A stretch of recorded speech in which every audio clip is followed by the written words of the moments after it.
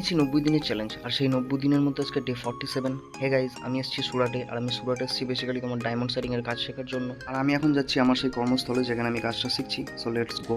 তো আগের দিন যে চশমার পিসগুলো করেছিলাম সেগুলো তোমাদেরকে আবারও দেখাচ্ছি, কেননা এখানে এখনো অনেক কাজ বাকি আছে যেগুলো এখনো ফিনিশ হয়নি। তো এখনো যে কাজটা অবশিষ্ট রয়েছে সেটাকে বব মারা বলে, মানে ডায়মন্ড থেকে এক্সট্রা যে পংগুলো উপরে উঠে রয়েছে সেগুলোকে এরকমভাবে বব দিয়ে ঘষে দিতে হয়।